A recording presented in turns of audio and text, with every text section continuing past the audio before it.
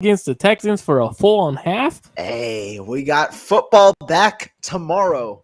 49ers. Well, y'all hear about that right after this.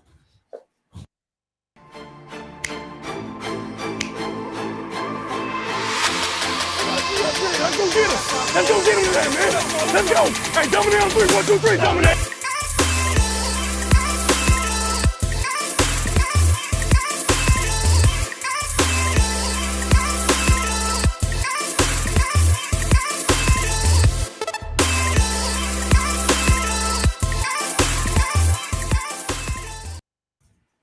What is up, faithful? Welcome back to another episode of the 49ers Red Zone. I'm with my co-host, Rohan. How's it going, Rohan? Hey, we're doing good. We got football tomorrow. Excited because, this is the last action we're going to see for about 2 to 3 weeks before Sunday, September 12th, when the 49ers take the Bears on in week 1. I think it's so stupid that they do like the way they do the 3-week preseason now. Like, you give us literally 3 games in like a 12-day span, and then we have to wait like 2 to 3 weeks for a freaking game. Like, come on, like they should push it back so the players get a full rest week, and then like the actual game week, or even just like a straight into a game week. I mean, they took away that extra preseason game for an extra game, but then they're adding an extra 2 weeks. Like, it doesn't make sense. Like, I don't get it. I want football back. That's the thing. I'm trying to look for what Trey Lance does in a full half. Now we get to see him in an extended version. And before we even get started talking, I kind of want to give like a little couple seconds for people to come in before we start talking about that. And also, before we get started real quick, want to give a shout out to the guy who made today's graphic, today's thumbnail. Got to give a shout out to my guy, Steve Mullen. Makes great graphics. If you guys want any graphics or any 49er related content in pictures, images, anything, be sure to hit him. His all of his stuff is in the description, his Instagram and his Twitter handle. Thank you, Steve, for the graphic today. And also, I want to do another quick shout out before we even get going. If you listen to us on audio version, shout out to you guys. I appreciate you guys. Me and Rohan see you guys behind the scenes doing everything that way. Hope you guys enjoy the new advertisements on the audio version that we have been able to be blessed to get advertisements because of everyone listening to on audio version. So shout out to you if you listen to this on audio today or tomorrow when it drops. But let's get straight to it, Rohan. So people are trying to chime in, but we play against the Texans tomorrow. I mean, we have a couple of guys going, a couple guys out, obviously due to injuries. But what are you excited to see? Because obviously we know, which the main conversation will be a little bit about Trey Lance and his expected half that he's supposed to play. But anyone in particular you want to start off with? Yeah, we can go ahead. Let's go to the defense, right? Because you talk about it. We haven't seen a lot of starters yet. And defensively is where we haven't seen many of the starters. We'll go to the offense after this. The defense is expected to play. A majority of the starters are expected to play. We might see Arik Armstead suit up for the first time this preseason. We likely will not see Nick Bosa, according to Kyle Shanahan, but everybody else, Fred Warner, Alshire, Greg Greenlaw for the first time this preseason. No Jimmy Ward, of course, but Hufanga will be back in the mix. And then you might get Armstead and Kinlaw, the first kind of look at that interior duo of just massive bodies that have supreme talent. So what do you expect from that group in the limited snaps that they get? So I'm excited to see the duo of Arik Armstead and Javon Kinlaw, because if we look at the first couple of preseason games and the action that Javon Kinlaw was involved in, we see a lot of double teams. We see some triple teams. Like, he's getting a lot of attention, and players don't get a lot of attention unless they're really, really good. So that just shows Javon Kinlaw is making his strides and his progression and getting back on the field. But now when you put Arik Armstead on the field together, obviously you're gonna have a couple of the edge guys like Drake Jackson. I expect Charles Benihue. Like, those guys they're gonna command at least one guy on them, and I think Arik Armstead is gonna command a couple double teams. So you get to see a little bit more of the Javon Kinlaw in one-on-one situations, and that's what I want to see. I want to see, can Javon Kinlaw actually beat his man one-on-one? Because we seen it last week 2 times. There was one where he got a pressure, hands in the quarterback's face. The other time he got a sack. So if he could continue to do that, I think that is the biggest key for the 49ers team to be not necessarily to make that jump to being the top defense, because I already think they are, but I think that's the biggest key for the 49ers to become Super Bowl contenders immediately. Because if you add Javon Kinlaw to Nick Bosa, Arik Armstead, Fred Warner, Travarius Ward, Jimmy Ward, like we had named so many dudes, and then you throw in a Javon Kinlaw playing at a high level, it jumps your defense to another level. Yeah, exactly. And I see a comment here from JC Jackson going to be running with them. If he gets run with the first team defense, remember, like I said, tomorrow the 49ers will be putting out a majority of their starters, but no Nick Bosa. So maybe in one of those series, you might see Drake Jackson get run alongside Kinlaw and Armstead, opposite of either Samson Ebukam or Charles Omenihu. We'll see how the depth chart goes. I'm uncertain as to if Jackson will get those reps or whether it'll be one of the two names I mentioned or Kamoko Toure, but this is the first look at the full 49ers defense for the public eye as opposed to in practice. And yeah, so the defense should be exciting. You want to see continued development, and you obviously the main thing, you want to just see nobody get injured as you go into the final 17 days of the offseason. And I think what you just said right now is a key, right? You talk about a little bit of Drake Jackson, which I kind of want to key on him, right? Because he was a very big factor last week. After rewatching that game and watching just particularly just focusing on him, I was focusing on a couple of the rookies and I keyed in on him. He is definitely starting worthy on the defensive line. That is a big problem for the defensive line, right? You have Samson Ebukam, who's making a little bit more than fans like, right? His $5 million, $8 million, whatever he's making. It's a team friendly deal because he puts pressure on the quarterback, makes it the D line deep. But I personally think Drake Jackson has done enough in training camp and during the preseason to win the starting role over Samson Ebukam.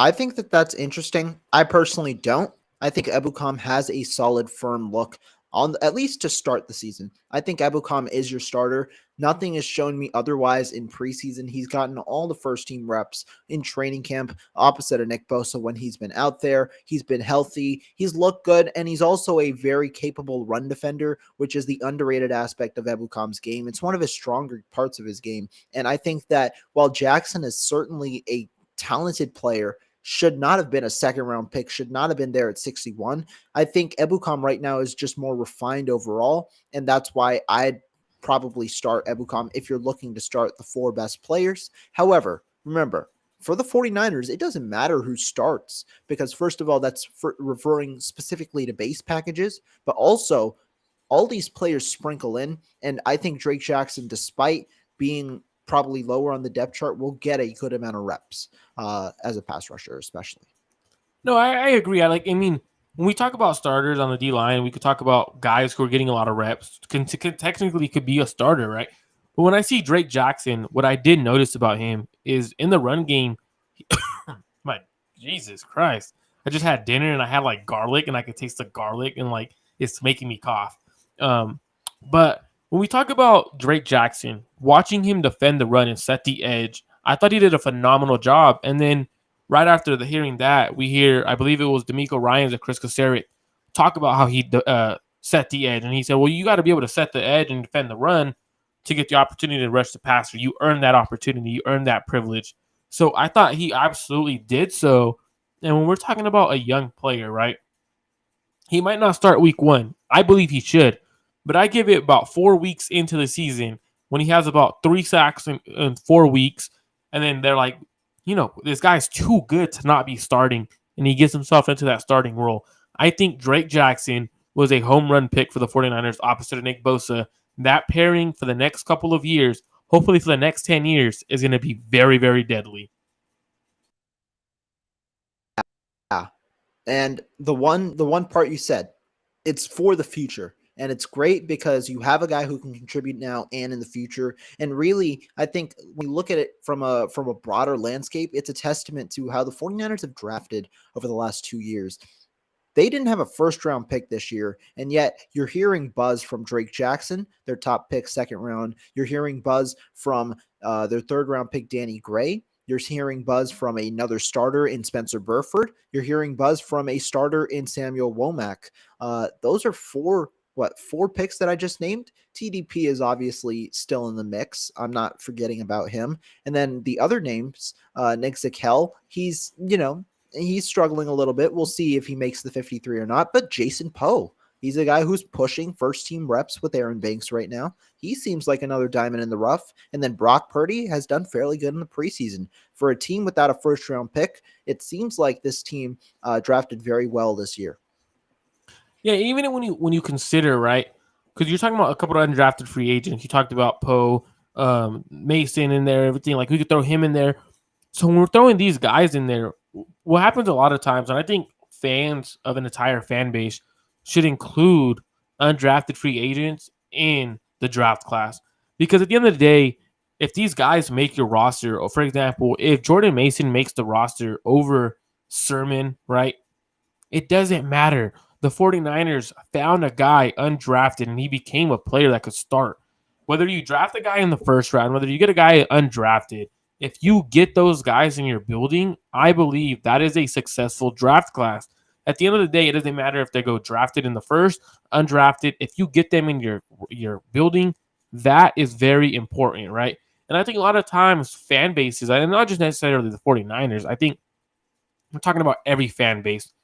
They tend to do this thing where if a player is as a third round pick, he's not doing good, or a second round, whatever the pick he is, and he's struggling, but then they have an undrafted player doing absolutely good things at that position that makes that player get cut, they start calling the 49ers draft class terrible.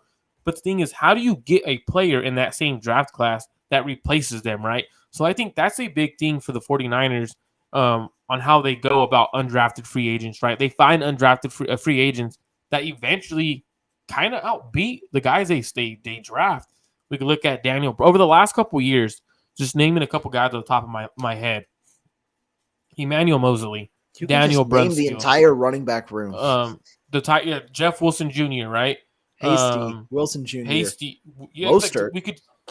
Mostert was that wasn't. I won't give the 49ers credit for that one, because it wasn't actually Kyle Shanahan and John Lynch who found him. Yeah. So it was. So I can't give them the credit for that one, but Alshire, like Azeez Alshire, Flanagan Foles. We have guys like at the corner, Emmanuel Mosley. So like they found so many undrafted free agents that are key contributors. Kevin Givens, right? Like, so it's like the 49ers have had good draft classes, because I technically consider anyone they sign in an undrafted free agent class as part of their draft class, because it doesn't make sense to not include them. Like, these guys came in together that year. Why are we not including them in each draft class, if that makes sense? Yeah, I mean, that's a fair topic. I know I'm one person who has separated both, because they're just two different portions. But overall, when you talk about who came out for that year, like Jordan Mason is a rookie, right? You're not going to say you're not going to put him in a different pool than the remainder of your rookies. They're all rookies. They're all in that same pool. So it's a fair argument. I could see it both ways. Yeah, I'm sorry, more so like the way I see it is, okay, you get 7 rounds to draft players, and the draft it's more so a luck thing, right? Like, you're kind of getting lucky with these players in terms of what they could be. You're drafting potential. You're drafting what you hope they could be. So it's all a gamble, and a lot of times we see players bust. They see them, they don't pan out to be who we all thought they were.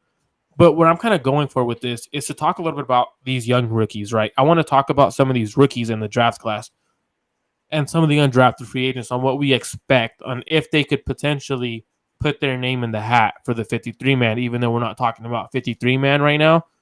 We're kind of going to start leading to that next episode on Saturday about who's going to make the 53-man and on our prediction.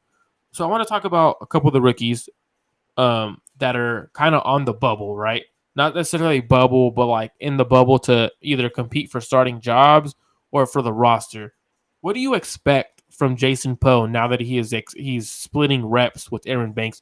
Do you expect him to actually get reps with the ones during this game, or do you expect him to run with the twos?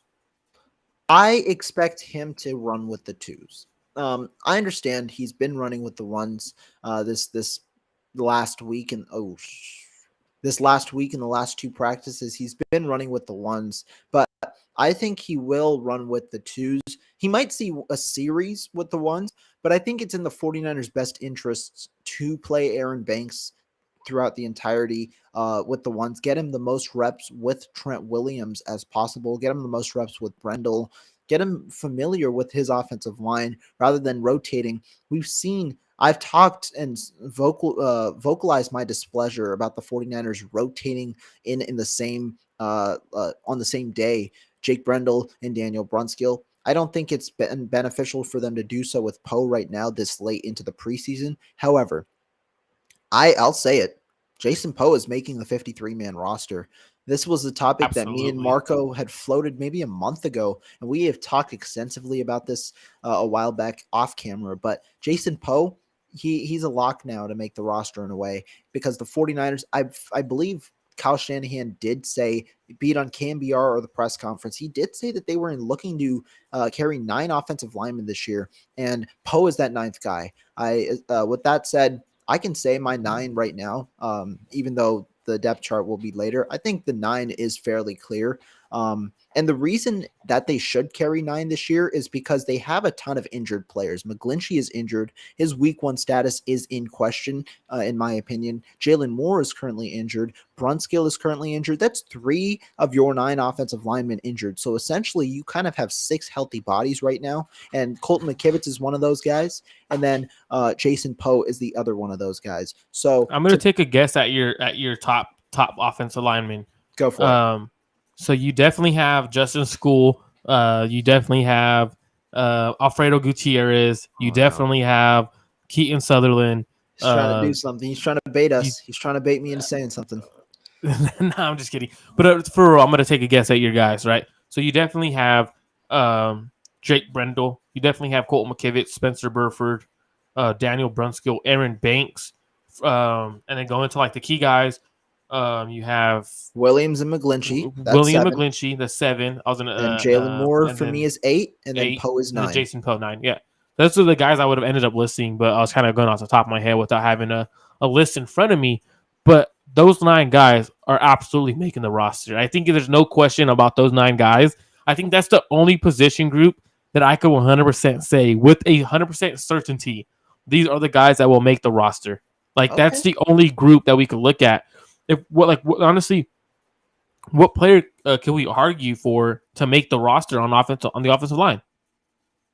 I don't know. The only other question really is Nick Sakel, but I think he gets cut, and I think he makes it off waivers back to the practice squad for the 49ers because he's from Fordham, an unknown school, and he also is experiencing a position change and hasn't really looked that great so far. He had a better game in the second game, but not great in training camp. Was relegated from second team to third team offensive line, and so those are my thoughts on him. I apologize to all the Fordham students and fans that are listening to the podcast. Oh, no. Rohan's just over here gassing on you guys. No. It's cool though. It's cool though. He's because he's going to Wisconsin. That Rohan's like, he's a big time shot guy. Like he's living the big life, going to Wisconsin. So that's the kind of thing he does now. You know what I mean?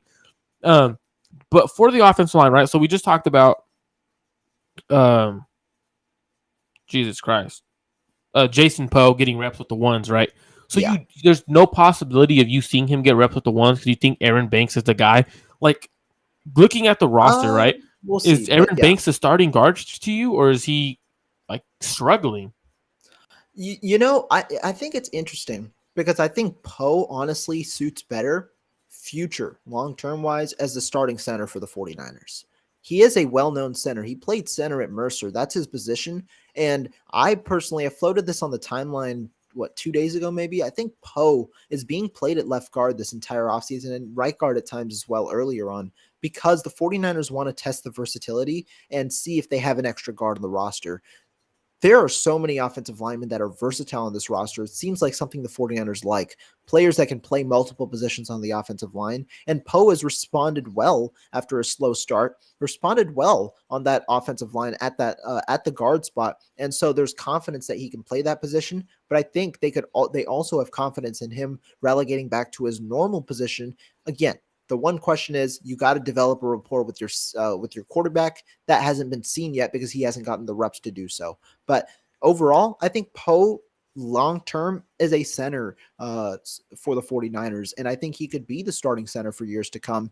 And the 49ers gradually build to that after having Jake Brendel start this year. Now, going over to the rookie everyone is all excited about, the rookie that PFF is grading almost with the elite grade, right? I believe he was graded at a 90. Jordan Mason, right? Yeah. Talking about Jordan Mason and his PFF, not necessarily his PFF grade, but like, what do you expect from him? Do we start seeing him get reps with the ones? Because he was graded a 93.3, which is an elite grade. Like, that is literally an elite grade by PFF standards. Do you think what he's doing is because of how good he is, or do you believe that the run lanes are wide open? Do you believe he's benefiting from good holes and stuff like that? So talk to me about a little bit about Jordan Mason and what you expect from him from this game. Yeah, Jordan Mason is going to be interesting this game because one thing, the commonality, right? The 49ers starters are playing. And the one thing that we've seen from Jordan Mason, right? He's flashed, but he also has had limited playing time. He hasn't played before the fourth quarter, I believe, in either of the two preseason games. And that was with Jeff Wilson Jr. sitting.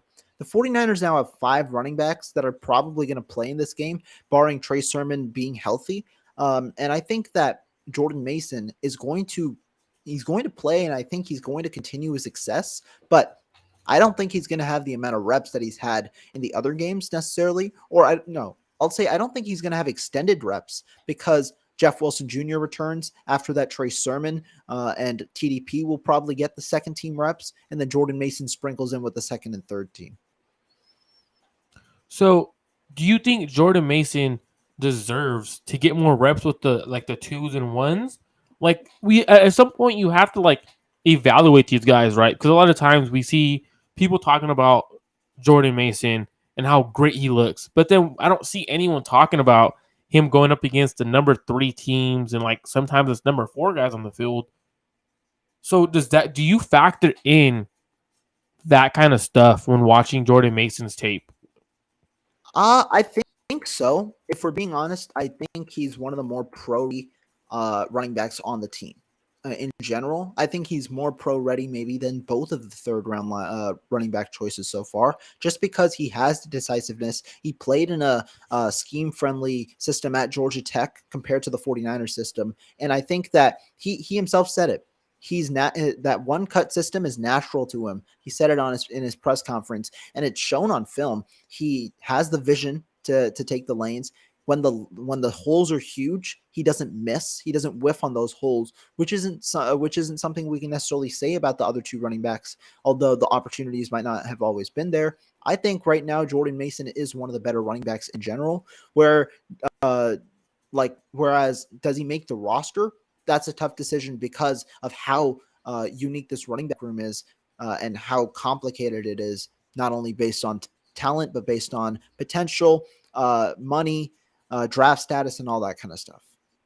So I'm going to ask you one last question about Jordan Mason, and we'll get going to the other guys and stuff like that. But I agree with you about Jordan Mason's pro readiness. I believe he fits a perfect system like Kyle Shanahan's to put his foot down, one cut, lower your shoulders, and get to work, right? Do you think Jordan Mason would have had a good game last week or the previous game if he had the same kind of holes as Trey Sermon and he had those 5 carries that Trey Sermon had? Do you think the production is different or the same? Are you comparing to Trey Sermon's production or his own production?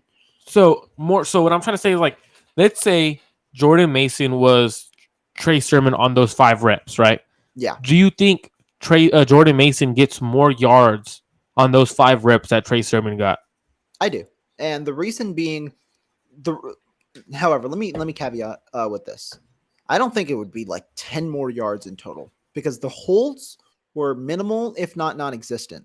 However, on the 2 plays that I saw that Trey Sermon was hesitant, I don't have proof that Jordan Mason would have been hesitant in those ranges. And also, I think Jordan Mason is just a little more physical than Trey Sermon in general. And so while there isn't a hole present, I think his physicality gets him an extra yard after contact compared to Trey Sermon. That's something we have seen in the statistics when he's been playing. He's gotten nearly 4 yards, if not more, after contact per rush. And so that's where I think his yard total will increase despite the minimal hole that has been created by the offensive line on those reps. So we know this week's a dress rehearsal week, right? Like that's the key thing. Like everyone except for the most part, Nick Bosa is playing. Now, what do you expect from key guys that are contributing, right? Deebo Samuel, Brandon Ayuk. I haven't heard that they are not playing yet. So what do you expect from those two guys in terms of their production, what they're going to be doing on the field? Do you think Kyle Shanahan opens up the offense a little bit more? What do you think happens with those two guys? I think we'll see another deep shot, just like we saw in game 1. I do think we'll see a deep shot from Trey Lance to one of the top targets. However, what we see, I think it will somewhat be limited. It'll be obviously something they've gone through in practice, but 49ers starters might play. I don't think Trey Lance plays with Deebo Samuel and Brandon Ayuk for the entire first half, but you should see them for a couple of series if they suit up. And I want to see just the ball moving. That's the main thing. Can Trey Lance, the talk about Trey Lance, and like obviously there's negativity been addressed towards Trey Lance, and sometimes it's been unwarranted. But some of the talk has also been if he has his top receivers, how will he perform, or he'll perform better. And that's exactly what I want to see. Do I have any doubts that that'll happen? No, I do think he performs better when the number 1s and the number 2s are going up on this at the line of scrimmage with the starters. But I want to see it on film. I want to see them move the ball well. I want to see the decision making improve when he has receivers that he trusts likely more on the field. Do you want to see Trey Lance throw an interception tomorrow night? Depends. If it's a good read, then I don't care.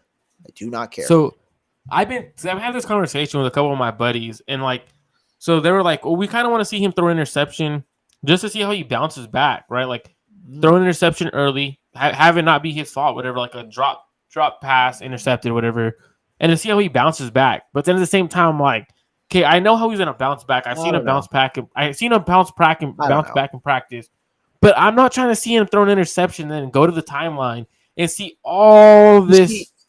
To me, that's where practice is for, right? If you throw an interception in practice, I think that holds less substance. But if you're throwing it in a game in which you're actually simulating real game experience, I think it's a little different. No, but the interception wouldn't be on him though. Like I'm saying, like for example, he's throwing to, let's say, Danny Gray. I'm choosing Danny Gray because he's a rookie and rookie drop passes, right? He throws it to Danny Gray. Danny Gray tries to chest catch like he normally does. He hits his shoulder pads, goes in the air, and it's intercepted. Like that would be on Danny Gray, but like it wouldn't be on Trey Lance. But like you would get the opportunity to see him come back the next drive and have to bounce back. But then at the same time, like Raj says, I don't want to see I don't want to see Niners Twitter at all after he throws an interception. Like after his first interception, I've already said I'm staying off of Twitter for a good while. Like that's going to be ridiculous. So do you want to see him throw an interception if it's like technically, like I know you just said right now, if it's a good read, you don't mind, but like, could you see the possibility of him throwing an interception and like having to come back and bounce back? Yeah, I mean, I wouldn't mind. Like if it's that circumstance, if it's out of his hands, then yeah. But if it's a mental mistake, then yeah, of course I don't want to see it, because if it's truly on Lance, I don't want to see it because it's a real game situation, and it's not showing like a sign of concern by any means, but you do want to see them in the limited reps that they get go. I mean, obviously you want to see them succeed as much as possible in those situations. You guys heard it here first. Rohan wants to see Trey Lance throw an interception. I'm just messing with y'all. No, but I agree with you, 100% agree with you. Like, I don't want to see him throw interceptions, make wrong reads. Like, this is a game, like a simulated game essentially, because it's the preseason, and I think it's the perfect opportunity for him to showcase what he can do with some of his best playmakers. So I'm excited to see what he could do. We're going to get to him in a little bit, but before we get to that, I want to talk a little bit about the defensive backs, right? Who's going to start for Jimmy Ward? Like that is what we literally are going to see that, in my opinion, tomorrow, because you get to see, obviously we'll see George Odom out there. We'll see Tarvarius Moore with Hufanga, but which one of those guys makes that push and gives everyone the confidence that they're going to start? We also see Dante Johnson's going to start being back by week 1. He started practicing and everything. Who do you think is going to win that job tomorrow night? I think they start. Ooh, let's do this.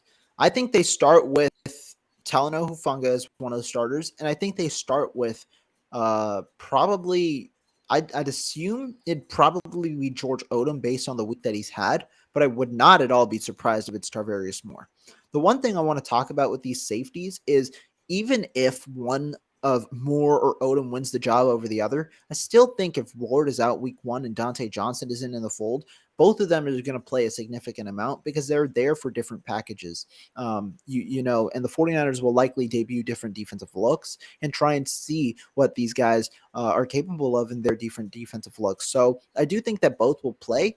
So that's why I'm not too worried about who the starter is. But if I had to place a bet, I would probably put it on George Odom for week 1 because he's had the better training camp and more so the better preseason in the last 2 weeks over Tarvarius Moore.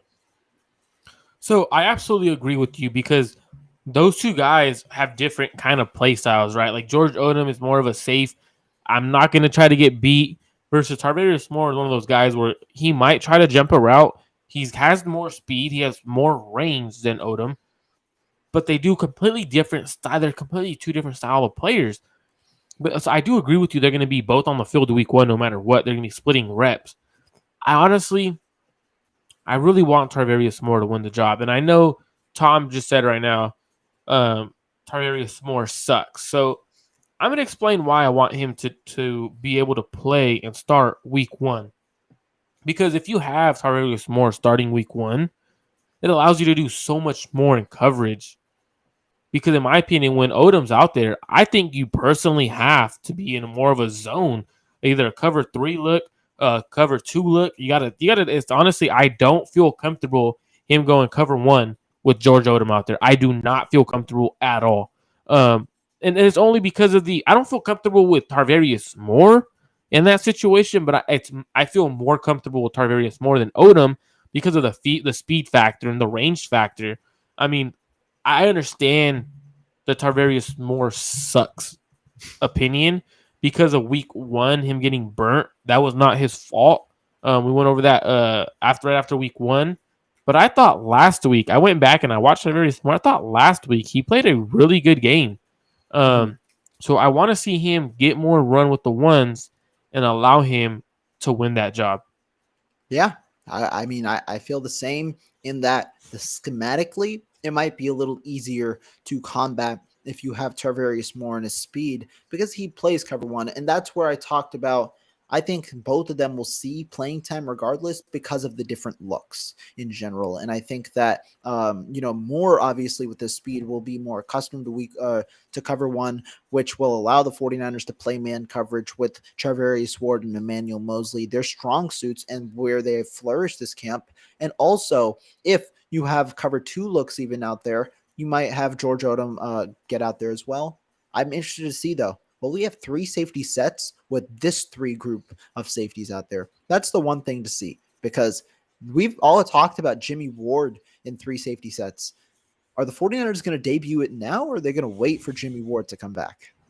Wait, please, for the love of God, for the love of every Niner fan, for the love of the children that are watching the games, they want to see the 49ers be successful.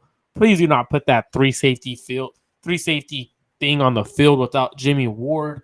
But honestly, if you do that, you're asking to get beat deep. Honestly, like realistically, if I see Hufanga, Odom, and Tarvarius Moore on the field, I'm picking on Hufanga or Odom, and no questions asked about that. Like as an offensive coordinator, you have to see that. As a quarterback, you have to see that and figure out how to get your guys matched up on them one-on-one in that kind of situation.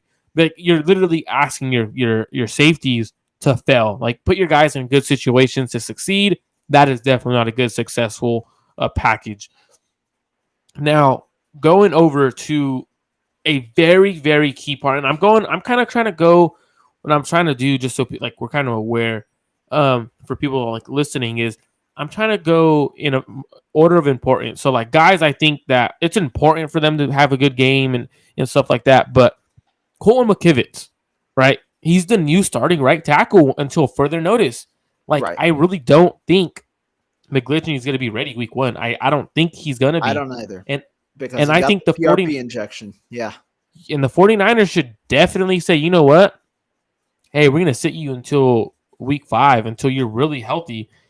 And I've been throwing a name out there. I'll say the name later. But what do you expect from Colton McKivitz?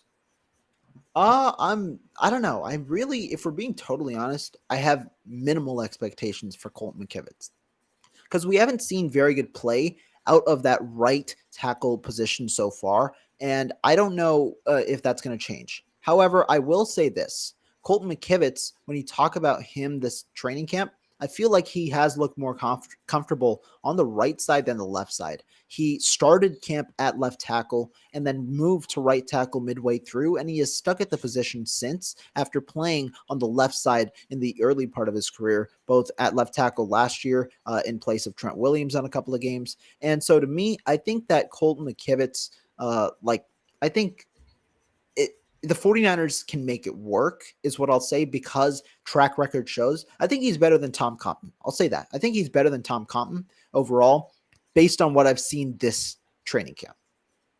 Is that any, like, being better than Tom Compton? Is that good? But the point Like, is the 49ers made it work last year with Tom Compton. The 49ers made it work, though. But is he really better than Tom Compton, though? Like, we haven't seen him against actual that's like what I'm legit saying. Just players, based you know on what I this mean? Like, preseason. Just based on this preseason. because Tom Compton, as much as everyone gives Tom Compton like crap, he wasn't that bad last year. Like, honestly, no, he wasn't. And that's why I'm saying the 49ers, if they throw out Colton McKivitz there, at least for the first 2 games, I'm not expecting the 49ers to self-destruct offensively because they have 4 other starters on that offensive line that have done fairly well at different times this offseason. And I think that Colton McKivitz can hold down that right tackle spot at times. But tomorrow will be a good indicator because you are playing with the entire first team offensive line. And McKivitz has been suiting up at right tackle with the starters for a while, not flip-flopping, right, with McGlinchey. So he has a little bit of stability. Tomorrow will be a good look and really give us a clear, not a clear declaration, but a clearer picture than before. Absolutely. So there's also a player coming back from injury. He was getting a lot of run at right tackle and left tackle. Jalen Moore, right? Is he going to put himself? I don't know if he's playing tomorrow night, but is he going to put himself in that conversation to be that starting right tackle if Mike McGlinchey's out? You and I have talked about we both view him as a right guard. We don't really see him as a tackle, but he could potentially throw his name in the hat, right? But there's a player that I really, really believe the 49ers should trade for, so right tackle is not an issue. His name is Andre Dillard. And before people say Andre Dillard sucks, before people say Andre Dillard is just a pass protector, Andre Dillard is an athlete. He can move. I've seen tape. I watched a lot of tape on him before I could throw this out there. He's had his best offseason he's ever had. During the preseason, he's looked like what everyone expected him to be coming out. So now it might take a little bit more than you want to pay for him. However, the 49ers are loaded at a position the Philadelphia Eagles need, running back. For example, the 49ers could send over players like Jeff Wilson Jr., Jermichael Hasty, Trey Sermon, including with the pick. Now you get a guy in Andre Dillard who is on his not necessarily his last year, but he's on his 4th year of his rookie contract. The Philadelphia Eagles did not pick up. They absolutely did not pick up his 5th-year contract because he hasn't lived up to that expectation. His cap hit is a whopping $4 million. It's 3.9.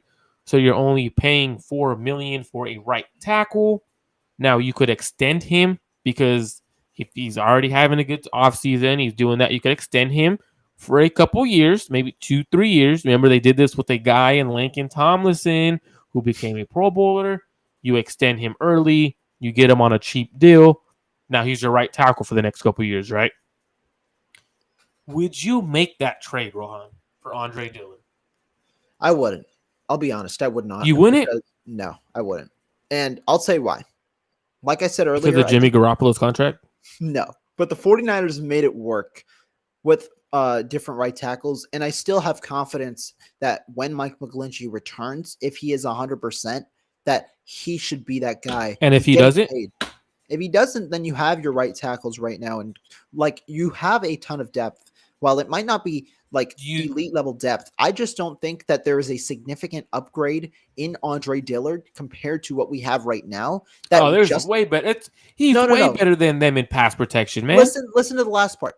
That justifies gutting your running back room, which will be very vital to Trey Lance and this offense. Well, That's the main part.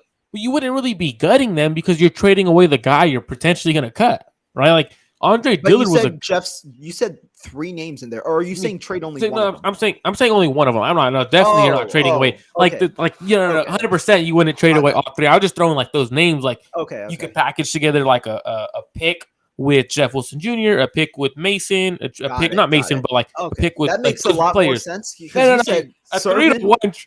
No. A 3-player-to-1 trade doesn't happen in the NFL. But I'm more so looking at like the picture of those running backs with a pick. And only one of them though. That's what I'm kind of looking at. I think Andre Dillard is a way better tackle. That makes a little more sense. But let's entertain this idea now, right? If you have Andre Dillard in this room, what do you do with the offensive line? We named 9 guys earlier in this episode, and I don't think you roster more than 9 offensive linemen on this 49ers team. Who doesn't make this roster based on you moving for Andre Dillard, or do you move a guy like McGlinchey to IR? But even if you move McGlinchey to IR, you're going to need that extra roster spot. So if you're going to move a guy like McGlinchey to IR, which I don't think they will until the actual regular season. Yeah. You could cut guys like, and it's going to be funny, Colton McKivitz, Jalen Moore, who will probably be able to come back to the roster through the practice Moore squad. Could be interesting because he is injured. I don't think someone's going to pick up an injured 5th rounder, right? An injured offensive lineman. You could.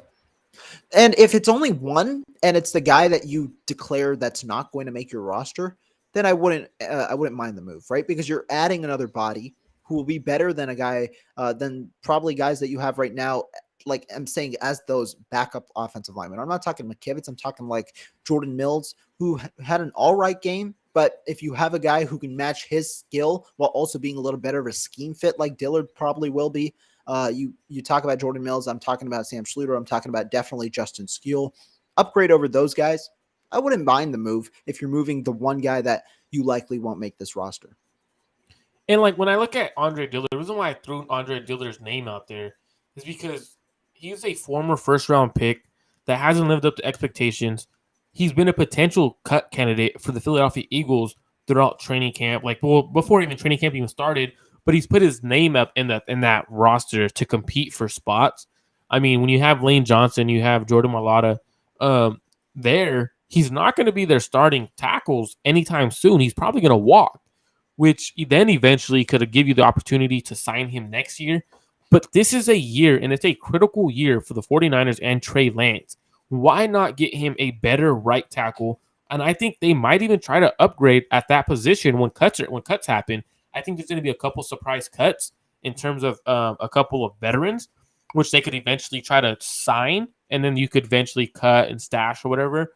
But I think the 49ers need to make a move at right tackle because Mike McGlinchey, and I'm going to pull up Raj. Raj says he also thinks, and I'm not like pulling up Raj just because I saw this comment, he agrees Mike McGlinchey is going to be a problem this year when you're already having those plasma injections, you're already having these knee injections. That is not a good sign when you're only 3 weeks away from the regular season. And his injury that he had, that muscle or that everything was off the bone. That is what worries me. Yeah, definitely. And McGlinchey, like you said, his contract is up at the end of the year. Is he the long-term solution? That's a bit unknown as of now. Probably not, right? Especially if he doesn't perform as expected now with injury concerns now. It's tough because he might want more money, and other teams, there are several teams with needs at that position that might pay McGlinchey more than the 49ers might be willing to. And so it's certainly a debate to entertain. And that's just a player that I've liked coming out. I liked his tape the past couple the weeks that I've watched. So that's just a name I threw out there. I mean, they could look for anyone else, but now going to the main player everyone wants to hear about, right? Trey Lance, right? What does Trey Lance do tomorrow? What are you expecting from a half of football? What does a good half of football look like from Trey Lance? Does it mean he throws 6 touchdowns and a half, and then everyone starts calling him the next Tom Brady and the next Joe Montana? Or is it a legit stat line where he throws the ball about 15 times? Hopefully they get him in that range, 15, 16 passes, hopefully. And he throws maybe 11 completions for 15. Like, what's a good stat line for you?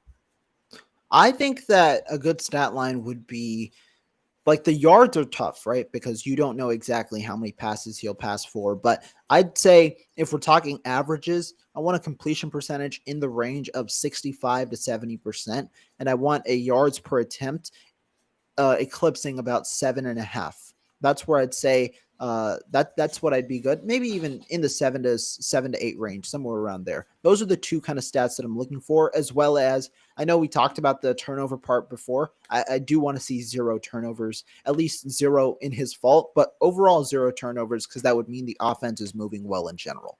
I want to see those 3 kind of things, and I don't necessarily need a touchdown from him, but I want at least, if the 49ers play in 3 offensive drives, I want them to score as much as possible as well. At least 1 touchdown that came as a result of a Lance drive.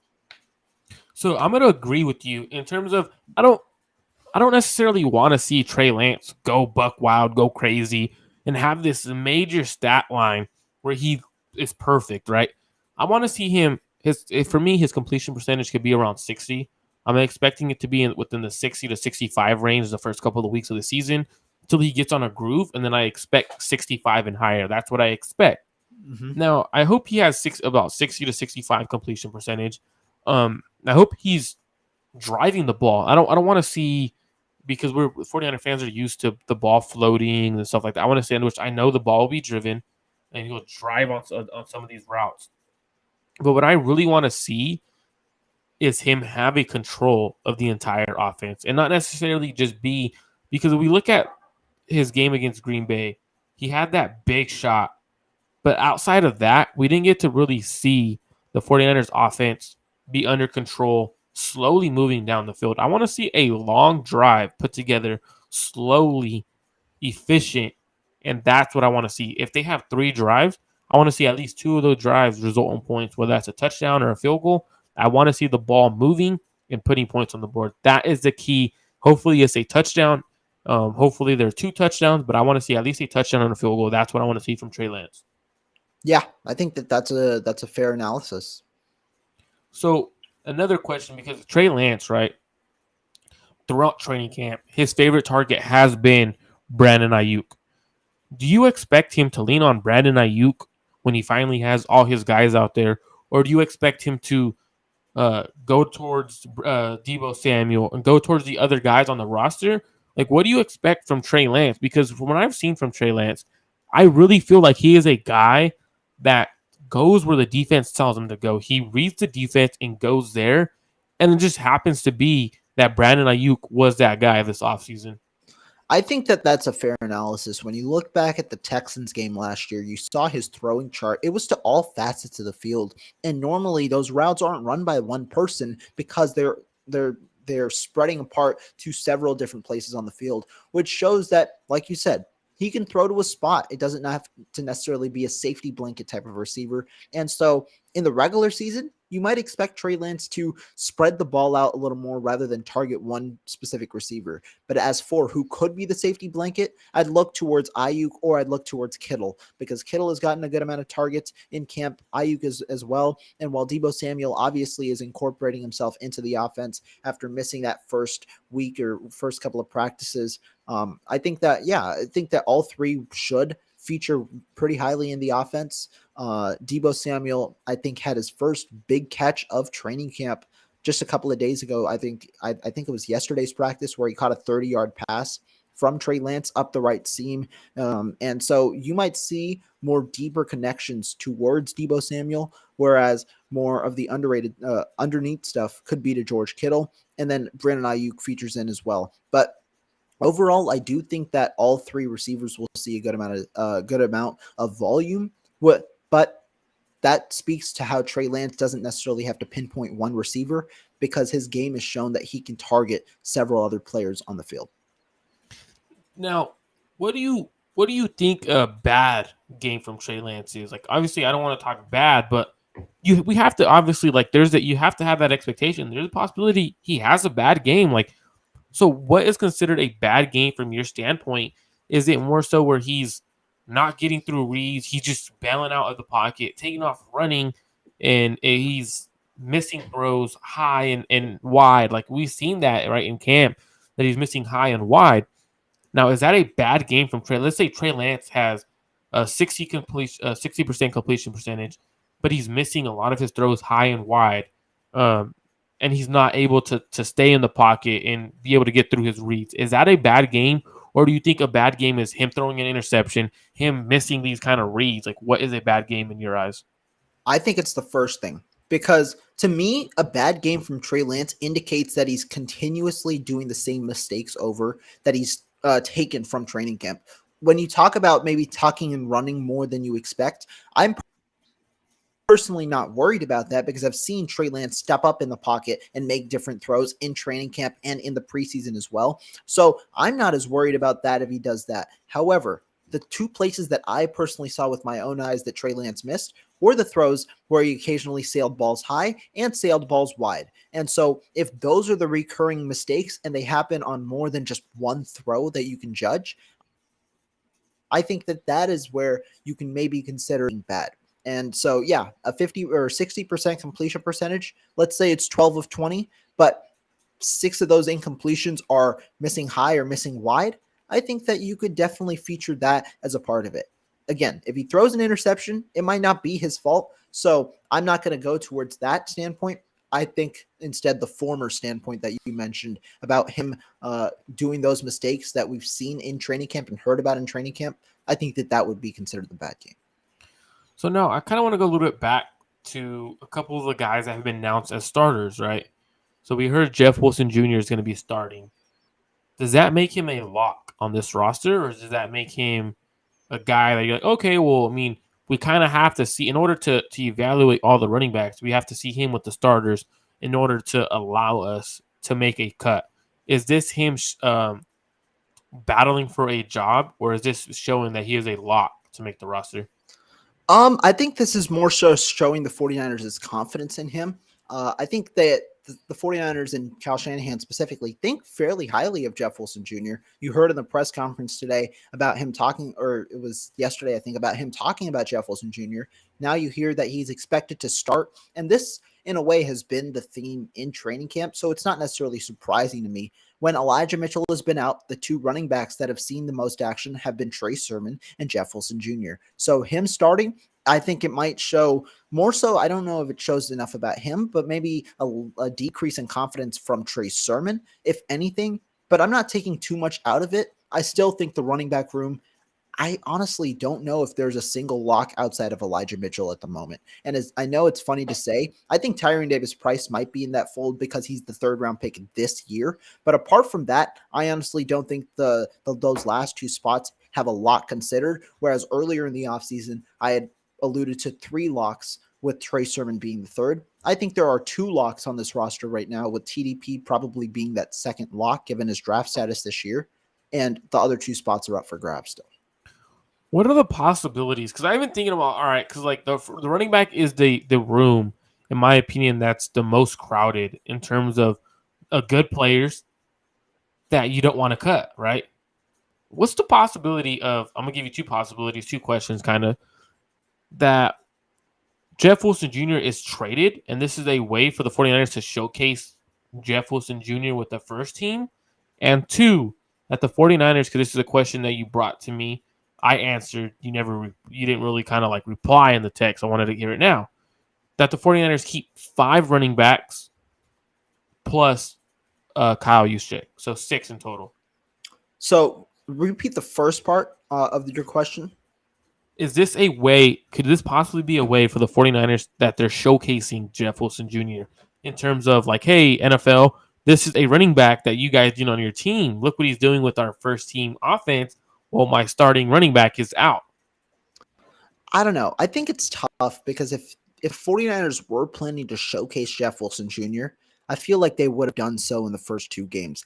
I don't agree necessarily with that take because the 49ers have the 49ers have a tendency in this final game to just start the players that they are most comfortable with. We've seen it before. They're starting the starting offense, the entire starting offense, or at least a majority of it should be out there. And so I think it's more so confidence in Jeff Wilson Jr.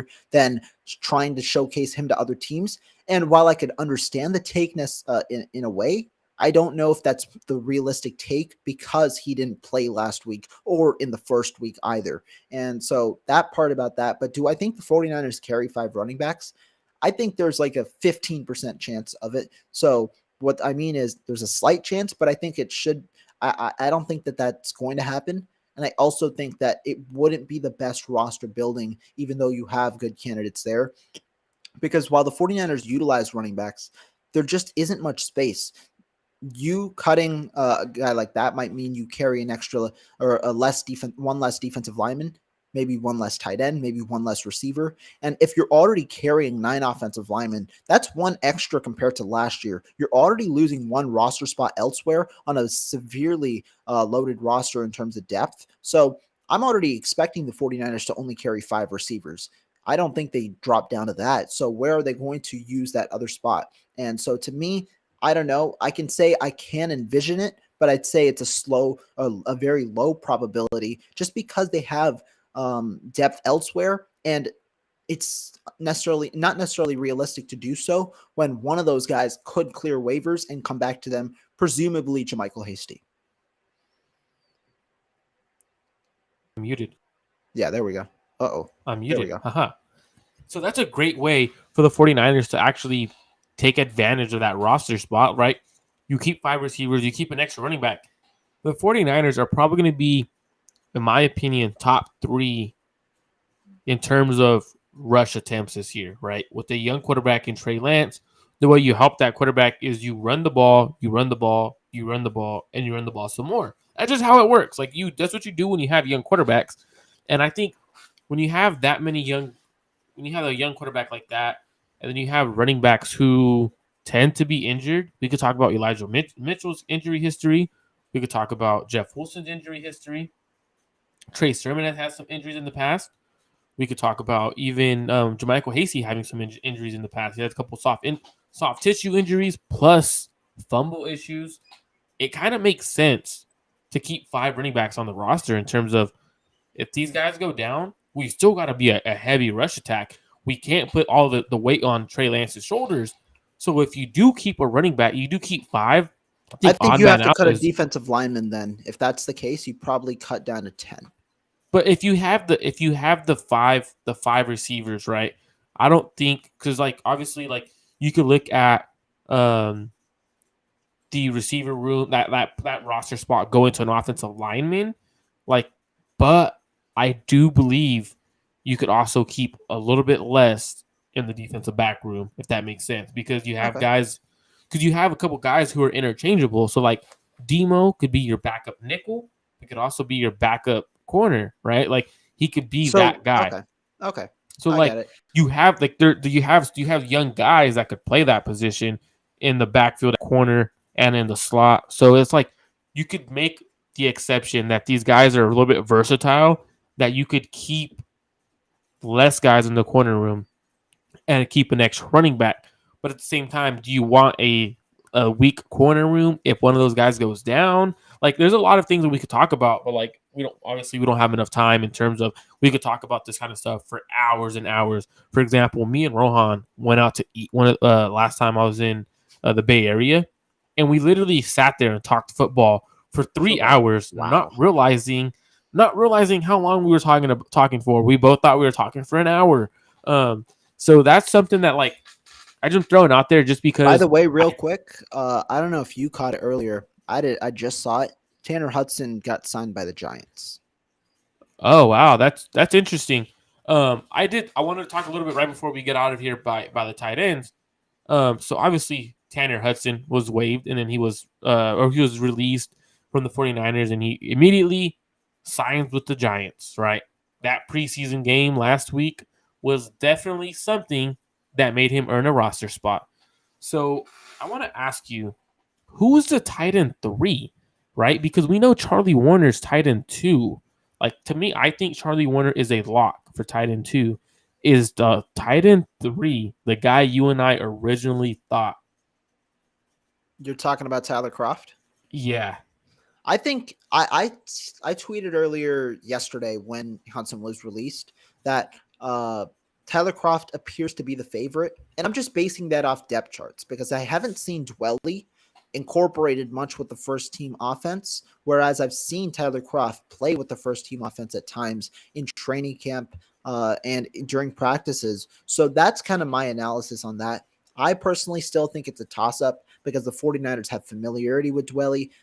Kroft does have the 25,000 guarantee, does have experience as a receiver, and also could play as a blocker. To me, I think the reason that Hudson got cut was probably because of his blocking ability or inability at times to block. He's been inconsistent in that realm. Didn't have a great block on one of Trey Sermon's runs that caused that run to never materialize in this game. And I think that blocking might be a little bit more of an importance maybe. But again, I think the other part is 49ers, what do they love? They love these versatile, multifaceted players. And Tyler Kroft, to me, at the moment, just seems like the better multifaceted player because he's shown the ability to receive. You look back, I believe it was 2017 when he had like 482 receiving yards with the Cincinnati Bengals. He's had a role where he's caught a bunch of passes before. And he's also not necessarily had poor hands so far this camp. On top of that, he's the better blocker probably of the bunch. I think the 49ers probably envisioned him as a better, as a more so of a blocker when they signed him this offseason compared to Dwelly, who the organization doesn't necessarily view as a top talent. They kind of view him as a career backup. So I definitely thought Tanner Hudson put himself in that consideration, and it might be the 49ers were like, you know what, we're already so secure at tight end with Tyler Kroft that it's best to cut Tanner Hudson now so he could find himself a roster spot after last week's performance. But this is a good question by Curtis McLeod. So he had a question mark there. Funny thing? First week of training camp, this was actually a conversation that I had. I don't know if I had it with you as well. I remember I was talking up there with Jordan Elliott, Brad. This was a topic Sunil. That's where I spoke about this. This was actually a suggestion I made. Going light on tight end, having Juice be your third tight end. This was a suggestion I made. I've kind of backtracked from it just because the 49ers utilize a bunch of 2 tight end sets, and they also want a fullback in some of those sets as well, where they are trying to have different schemes when running. So that's the reason. But Ross Dwelly has been seen at full at times, and you have versatility there. That could place Dwelly maybe even in that mix. What do you think? Yeah, because last year, I know there's another question here. How many did they carry last year? Last year they carried 3. It was Charlie Warner, Ross Dwelly, and George Kittle. I think that's a very big conversation to have. Like, I don't think it's possible only because the 49ers are very run heavy and they like to run those 2 tight end sets. That's literally a Shanahan staple. And at times, I think Shanahan loves the 3 tight end set where he can get that little jumbo package and get things working.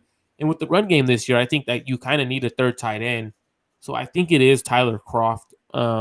You and I thought that was going to be Tyler Kroft beginning of the offseason. But when I started seeing Tanner Hudson and how good his hands were and how good he was actually running routes at training camp, I was like, whoa, that is a tight end the 49ers should keep because of his ability to catch the ball, ability to do a little bit more. I didn't think he was that bad in terms of his run blocking. It was way less than Tyler Kroft, but Tyler Kroft is known for being a blocking tight end. But it's just interesting because now you have, if you keep Tyler Kroft, you have 3 tight ends that are blocking tight ends, essentially. You have George Kittle, Charlie Warner, and Tyler Kroft. So it throws in that factor. Do the 49ers go with someone they can rely on to be a tight end, a receiving threat at the tight end position if Kittle goes down. I think that it could be the case, right? And again, I brought up Croft number, right? 400 plus receiving yards that year in 2017. Well, Dwelly has had a little more consistency more recently back in 2020 when George Kittle was out. Dwelly had a pretty solid volume in the receiving game. And that's where people thought, wow, Dwelly's stock might be going up. And then last year, the 49ers showcased what they really thought of him, as he only had 18% of the offensive snaps because Charlie Warner was the guy who eclipsed them on the depth chart. So it's a tough question. I think this, and I think the running back situation is a fairly tough question on the offensive line, whereas the other groups seem a little more clear cut. But it's something that will be monitored tomorrow and heading into the August 30th deadline. But I want to ask the last thing. Do you think either of these receivers could come back to the 49ers on the practice squad? Any of these because Jordan Matthews, just real quick, real quick. Sorry, not receivers, tight ends. Because just real quick, for context, Jordan Matthews would have likely been your tight end on the practice squad. Tanner Hudson. He would have been tight end 3. He would have been. I think Jordan Matthews would have been tight end 3. But now he's out of the fold. Hudson is in New York. He could come back, but do you think that they would keep one on the practice squad? And so you kind of have all 4 regardless. Which in that case, I think you have to bring one back if you can. And even if they don't, I think Kyle Shanahan is a big believer of bringing guys from other rosters to bring on his practice squad, especially because what he likes in preseason, he brings them in and he keeps them for a year, and then he kind of like molds them into what he wants. Hopefully they could be that the next year. So I think there will be a tight end on the practice squad. He always has one on the practice squad. I just don't know if it'll be if Ross Dwelly gets cut. I think Ross Dwelly gets claimed, or I think he gets signed to somewhere. If we have Tyler Croft, if he gets cut, I don't think he gets signed immediately. I think it will take him a little bit of while to get signed. He's a veteran, the guy like that. You don't want veterans on your roster week 1 because then you owe them that guaranteed contract. So just stuff like that. Like I think you could wait and hold off. But I think if you have the ability to bring one on the back on your practice squad, you absolutely do so. Mm-hmm. Yeah. So last question before we head out, because we've been going at this for an hour 10. Who do you name 2 to 3 players you expect to have big games and you're hoping the fan base notices?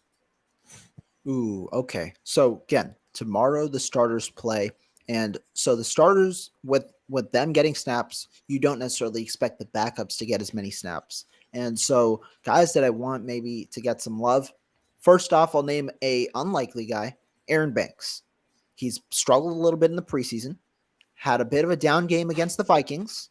I know PFF, I think, charted him with 0 pressures, but then he had a couple of pressures, I think, in this last game. I forget the total amount. But he's the guy right now, not necessarily in a competition, but Poe has been inching into his reps.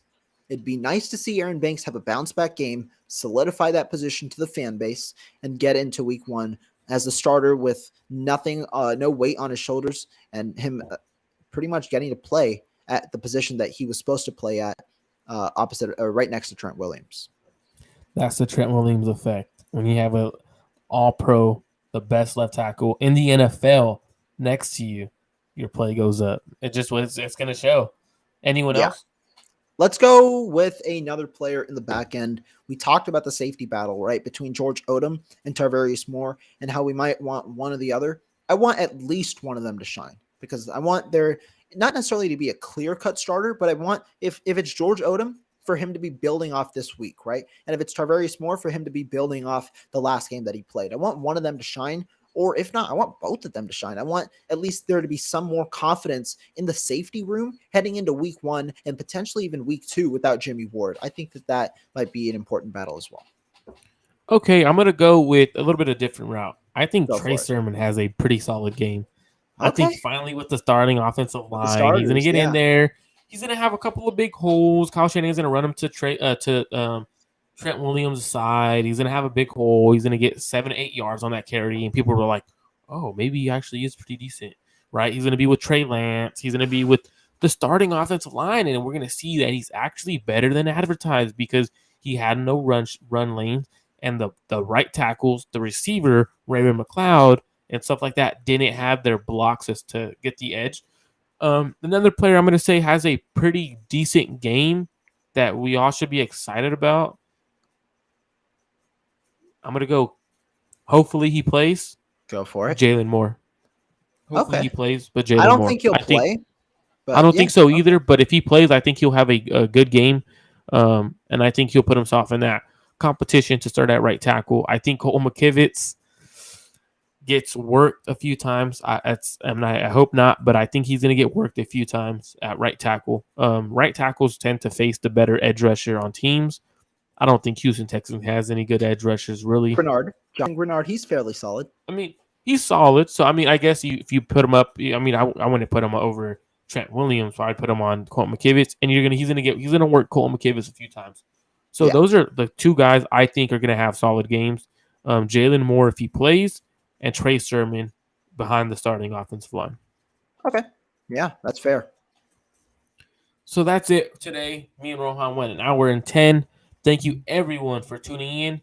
Make sure you guys go to both YouTube accounts, 49ers RedZone Podcast and Rohan's personal account, and make sure you guys are subscribed to both of those accounts. Make sure you guys hit the like button on both of those accounts. And don't forget, there's one thing you got to do. There's a bell on each YouTube. Hit the bell so every time we go live, you know we're live. We should be back Y'all next don't want to Saturday. miss this content, man. Y'all don't want to miss it. Y'all don't want to miss Rohan. He's the best. But that's it for today's episode. We'll see you guys again on Saturday. Thank you guys all for tuning in. Have a great rest of your night.